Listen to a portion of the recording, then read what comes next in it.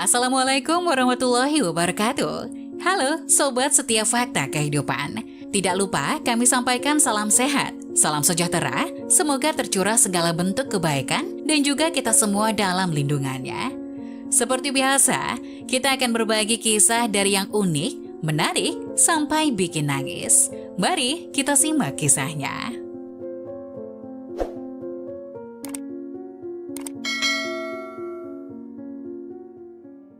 Ayah pura-pura lumpuh dan kedua putranya tidak mau mendukungnya, menantunya yang miskin datang untuk merawatnya. Paman Damas adalah orang yang bekerja keras. Pada masa itu istri Paman Damas melahirkan 2 putra dan seorang putri. Karena kehidupannya yang sulit, istri Paman Damas melarikan diri bersama pria lain. Setelah itu, Paman Damas membesarkan 3 anaknya sendirian. Putrinya sudah dewasa, jadi Paman Damas membiarkan putrinya putus sekolah lebih awal. Kemudian putrinya membantu pekerjaannya. Dengan bantuan putrinya, Paman Damas bisa menyekolahkan kedua putranya. Setelah lulus dari kuliah, kedua putranya mendapatkan pekerjaan di kota dan menetap di kota. Kedua putranya juga sudah menikah. Karena putrinya telah bekerja untuk membantu adik laki-lakinya belajar, dia terlambat menikah dan akhirnya hanya menikah dengan seorang pria miskin dari desa tetangga. Melihat putra dan putrinya semuanya sudah menikah, Paman Damas merasa lega. Paman Damas juga semakin tua. Agar tidak mengganggu anak-anaknya, dia tinggal sendirian di rumah lamanya di pedesaan. Paman Damas mandiri dan tidak meminta bantuan pada anak-anaknya. Anak-anaknya akan pulang mengunjunginya selama tahun baru Imlek dan Paman Damas juga merasa sangat puas. Tetapi seiring berjalannya waktu, Paman Damas semakin tua. Dia tidak bisa melakukan banyak hal sendirian dan dia merasa semakin kesepian. Meskipun putri dan menantunya sering datang mengunjunginya, putra-putranya jarang bertemunya selama setahun. Paman Damas sangat merindukan mereka. Paman Damas ingin tinggal bersama putra-putranya, tapi dia adalah orang tua yang tidak punya uang.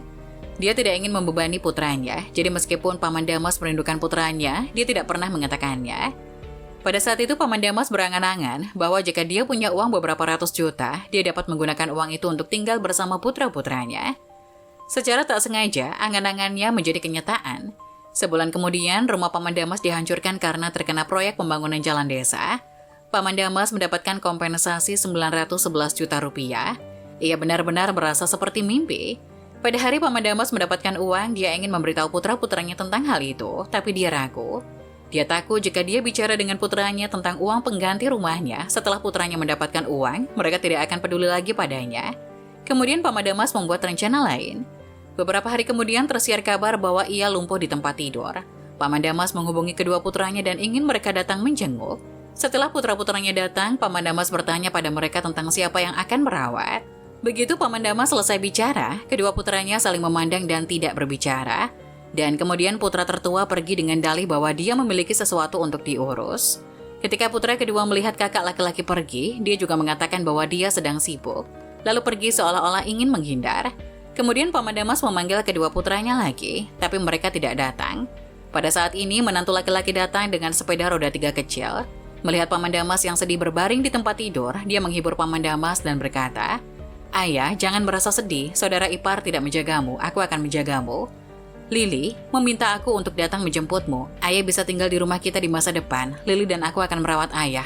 Meskipun keluargaku miskin, selama aku punya makanan untuk dimakan, aku tidak akan membuat ayah kelaparan." Setelah bicara, menantu laki-lakinya mengangkat Paman Damas dan menempatkannya di atas sepeda roda 3. Paman Damas duduk diam, hatinya tergerak dan sekaligus merasa bersalah. Selama bertahun-tahun, ia selalu memandang rendah putri dan menantunya, tapi dia tidak menyangka mereka menjadi orang yang paling berbakti pada akhirnya. Ketika dia tiba di rumah menantu laki-lakinya telah menyiapkan makanan lezat untuk Paman Damas. Sementara menantu laki-laki sedang memasak, Paman Damas bangkit dari tempat tidur lalu berjalan ke menantu laki-laki itu dan berkata kepadanya dengan air mata berlinang, "Menantu laki-lakiku, ayah minta maaf padamu dan Lili. Ayah tidak lumpuh, ayah hanya ingin menguji kalian. Kedua putraku tidak berharap mereka mengecewakanku." Setelah bicara, Paman Damas mengeluarkan buku tabungan dari saku jaketnya dan berkata kepada menantunya, "Kamu ambil buku tabungan ini, sisa 800 juta, ambillah sebagian dan sisanya. Anggap itu sebagai uang pensiunku." Menantu laki-laki itu agak tercengang ketika melihat ini. Dia tidak mengambil buku tabungan dan berkata kepada Paman Damas, "Ayah, saya tidak ingin uang itu, adalah wajib bagi kami untuk merawat ayah di hari tua." Mendengar ini, Paman Damas memeluk menantunya dengan erat. Air matanya mengalir.